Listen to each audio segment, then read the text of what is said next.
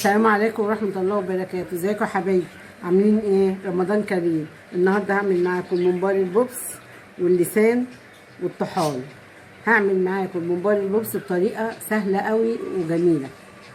النهارده يا حبايبي هنعمل أكلة كلنا بنحبها. هنعمل ممبار بوبس، طحال، لسان. المقادير يا حبايبي: طماطم، فلفل أخضر، بصل، جزرايه مبشورين يا حبايبي في الكبه كده، رز ربع كيلو رز، النص كيلو ممبار بياخد ربع كيلو رز، زيت، كزبره وبقدونس وشبت، بابريكا، بهارات، ملح، حبهان، جوز الطيب. نبدا نعمل الخلطه بتاعتنا يا حبايبي. ادي التوابل، حطينا التوابل على الرز، وادي الخلطه يا حبايبي، وادي الكزبره والشبت والبقدونس. بعد ما قلبنا يا حبايبي الخليط كله على بعضه بالشكل ده، هنروح حاطين له ايه زيت ونقلبه تاني كويس. بعد ما قلبنا الزيت كده هنحط بقى معلقتين صلصه بالشكل ده، ونقلب بقى المعجون كله في بعضه كده خليط كده. بعد ما خلصنا الخليط يا حبايبي هنبدا نحشي بقى بالشكل ده كده، نمسكه كده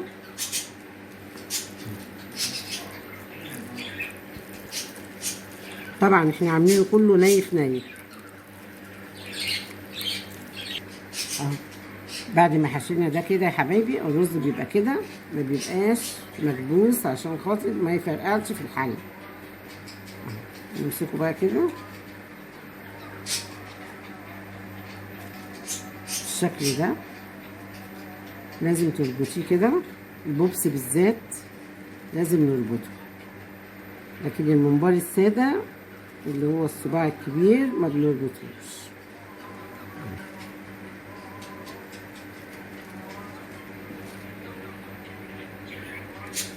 بنعمل كده يا حبايبي بالشكل ده كده، نقوم ماسكينها حازمينها كده ورابطينها بالشكل ده، نربطها كويس بالخيط كده. بيبقى الصباع بالشكل ده، بعد ما بيتحشي بيصغر تاني اما بيستوي. هنكمله كله بالشكل ده كده، نفس المقاس ده ونفس الربطة بالشكل ده كده، هنكمله كله نفس المقاس ده كده اهو يا حبايبي. الممبار بعد ما خلصناه الطريقة اللي احنا هنسوي بيها غير الطريقة التانية اهو يا حبايبي. الممبار بعد ما خلصناه رصيناه بالشكل ده كده. طبعا احنا مش هنسلقه في الحلة زي ما بنسلقه، هنعمله بطريقة تانية. ومعانا مية بمعجون طماطم بملح بفلفل.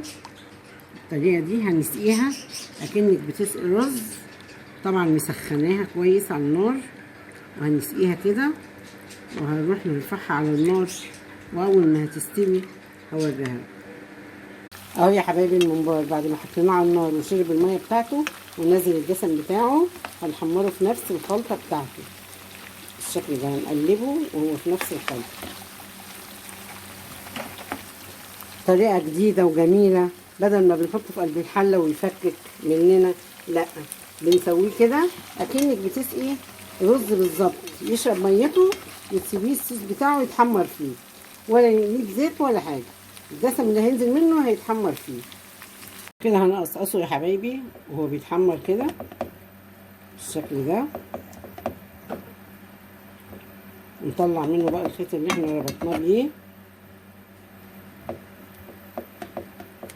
كده، يبقى سهل التحمير ليه.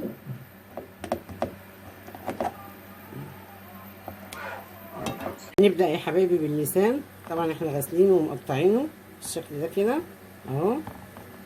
هنحط بقى الميه غلت، هنحط شويه فلفل اسود وجوز الطيب وحبهان والتوابل بتاعتها، نحطها كده ونسقطه بالشكل ده كده.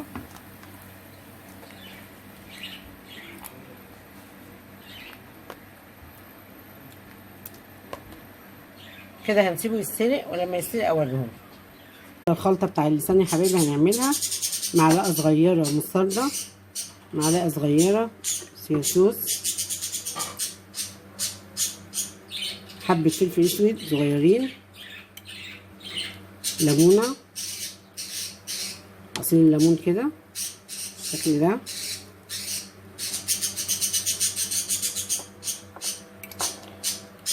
شوية بابريكا، هنقلبهم كويس جدا كده. هنبدأ بقى نحط اللسان في الخلطة بعد ما سلقناه بالشكل ده كده بعد ما استوى، وهنقلبه كويس في بعضه في الخليط ده. هنبدأ بقى نحمر الطحال. طبعا احنا سالقينه، فحطينا المادة الدهنية معلقتين سمنة بلدي وفص ثوم ني، وهنبدأ نحمره في قلبيه كده. فص الثوم يا حبايبي بيدي ريحة حلوة من الحاجات اللي انت بتحمريها بالذات، اللي زي الطحال، زي لحمة الراس، زي اللسان. حمرنا الطحال هنحمر اللحمة المفتوحة اللسان، نحمر اللسان مفتوح اهو يا حبايبي. الممبار بعد ما خلص بالجمال ده، وادي الطحال وادي اللسان. يا رب يعجبكم وتجربوه. ما تنسوش تعملوا لنا لايك وشير، تشتركوا في القناه وتفعلوا الجرس عشان يوصلكوا كل جديد. السلام عليكم ورحمه الله وبركاته.